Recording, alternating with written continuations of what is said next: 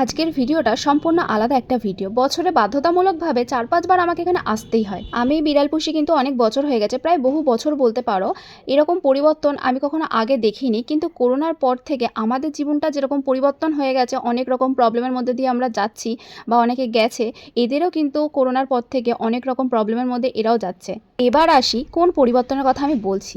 করোনার আগে পর্যন্ত আমি কোনোদিনও আমার বিড়ালগুলোকে চোখের সামনে মরে যেতে দেখিনি। 2020টা যেতে না যেতেই পরের বছর থেকে দেখলাম শীত আসতেই বিড়ালগুলো সব মরতে থাকলো। প্রথম বছর আমি কিছুই বুঝে উঠতে পারলাম না। আমি অসহায় হয়ে একে তাকে ফোন করেও কোনো লাভ হলো না। মানে ওদের রোগটা এতটাই ডেঞ্জারাস যে একটা দিনের মধ্যে, একটা রাতের মধ্যে ওরা মরে যেতে থাকলো। সেই বছর প্রায় আমার 7 থেকে 8টা বিড়াল ছিল চোখের সামনে, প্রত্যেক দিন মানে ওরা 2-3 জন করে মরতেই থেকেছে। মানে শুধু দেখে গেছি, আমার কিছু করার ছিল না। ওই 7-8টা বিড়ালের মধ্যে আমি সে বছর একটা বিড়ালকে বাঁচাতে পেরেছিলাম, আর বাদবাকিগুলোকে বাঁচাতে পারিনি। তার পরের বছরও সেম ভাবে আবার ওই রকম ঘটনা ঘটতে থাকলো। তার আগের বছর ঘটেছিল এইটা জানুয়ারিতে, কিন্তু তার পরের বছর এটা নভেম্বরে হয়ে গেছিল। মানে শীত পড়ার একদম শুরুতেই এই রোগটা আবার দেখা দিয়েছিল। পরে আমি সেই বছর ওই বিড়ালগুলোকে আমি এখানে নিয়ে এসেছিলাম বারাসাতেই। তারপর এখান থেকে স্যালাইন লিখে দিয়েছিল, আমি বাড়িতে কন্ট্যাক্ট করে দাদাদেরকে দিয়ে স্যালাইন দিয়েছিলাম। কিন্তু মানে বিড়ালে স্যালাইন দেওয়ানোর থেকে না দেওয়ানো অনেকটাই বেটার আমার মতে, কেননা ওদের ভেন পাওয়া এতটাই কষ্টকর যে চোখের সামনে দেখবে যারা তর পাচ্ছে, ভেন পাচ্ছে না, বারবার সিরিঞ্জ ঢোকাচ্ছে। মানে এটা সত্যি অনেকটাই কষ্টদায়ক। তবুও আমি অনেকগুলো বিড়ালকে বাঁচাতে পারিনি, সেই সময় আমি ওই একটা বিড়ালকেই বাঁচাতে পেরেছিলাম। আরেকটা জিনিস খুব আশ্চর্যজনক, এটা কিন্তু শুধুমাত্র 1 বছরের নিচে যে বিড়ালগুলো হয় তারাই একমাত্র কিন্তু এই রোগে আক্রান্ত হয়। বড় যে বিড়ালগুলো আমাদের বাড়িতে রয়েছে বা সেই সময় ছিল, তাদের কিন্তু কোনো রকম একটু ফারাক পড়ে না এইসব রোগে। ওদের মানে ওদের ইমিউনিটির সাথে হয়তো ওরা লড়তে পারে, বাচ্চারা লড়তে পারে না।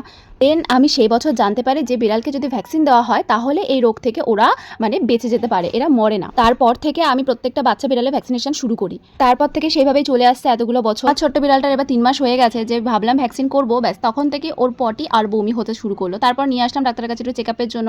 ডাক্তারবাবু ওষুধ দিলেন, তারপর ডাক্তারবাবু 10 দিনের মতন ওষুধ দিয়েছিলেন। তারপর বললেন যে এটা খেয়ে কমলে দেন তারপর কৃমি ওষুধ, তার 1 সপ্তাহ পর থেকে ভ্যাকসিন শুরু হবে। এই টোটোয় কাকু আর কাকিমাটাকে দেখছো, এরাও কিন্তু বিড়াল নিয়ে গেছিলো। এনাদেরকে কিন্তু আমি চিনি না, উনিও কিন্তু আমাকে চিনি না। আমি কিন্তু হেঁটে হেঁটে যাচ্ছিলাম, বললো যে চলো টোটোয় চলে আসো। তাই আমি উঠেছিলাম। ওঠার পর যখন আমি নেমে টাকা দিতে যাচ্ছিলাম, মানে গাড়ি ভাড়াটা যখন দিতে যাচ্ছিলাম, তখন কাকু বলছে দিলে কিন্তু খুব খারাপ হয়ে যাবে, তুমি যাও আমি ভাড়া দিচ্ছি। পৃথিবীতে যে এখনো ভালো মানুষ অনেক অনেক আছে, সেটা শুধু পশু হসপিটাল গেলে জানতে পারা যায়। তুমি ওখানে কাউকে চেনো না জানো না, কিন্তু ওরা ওইটুকু টাইম তোমার সাথে এমনভাবে কথা বলবে, তখন তোমার মনে হবে যে না এরা কত আপন বা এরা সত্যি অনেক চেনা জানার মধ্যেই পড়ে যায়। তো যাই হোক, আমি যদি এই বিষয়ে এখন কথা বলতে থাকি তাহলে আমার মানে ভিডিও শেষ হয়ে গেছে, কিন্তু আমার কথা বলা এখনো শেষ হয়নি। তো যাই হোক, এই অনেক কথা আমার আছে, সেগুলো আমি পরের ভিডিওতে বলবো। তো যাই হোক, আমি সব ওষুধ কিনে যখন ট্রেনে উঠলাম, বামনগাছি থেকে এত বৃষ্টি, আমি ভাবছি যে আমি কি করে বিড়ালটাকে নিয়ে নামবো। আমি ভিজি তো ভিজি, আমার কোনো যায় আসে না। কিন্তু তারপরে ট্রেনে একটা মহিলা বলছে যে তোমার বিড়ালটা ভিজে যাবে, উনি ছাতা বার করে প্লাস্টিকটা আমাকে দিল যাতে আমার বিড়ালটা না ভেজে। সত্যি তার সাথে হয়তো আমার কখনো দেখা হবে না, কিন্তু অনেক অনেক ধন্যবাদ কাকিমা আপনাকে। তারপর মা ছিল স্টেশনেই, মাকে বললাম তুমি ছাতা নিয়ে একটু আসো, আমি নয়তো বাড়ি যেতে পারবো না, কখন বৃষ্টি থামবে তার কোনো ঠিক নেই। তারপর মা আসলো অন্য একটা ছাতা নিয়ে। তারপর আবার কি বাড়ি চলে আসলাম। আর দেখো, সেই সকাল থেকে নিজের বাচ্চাকে দেখতে না পেয়ে যেই ছেড়েছি, কেমন কাছে টেনে আদর করছে, তাই না? মা তো এমনই হয়।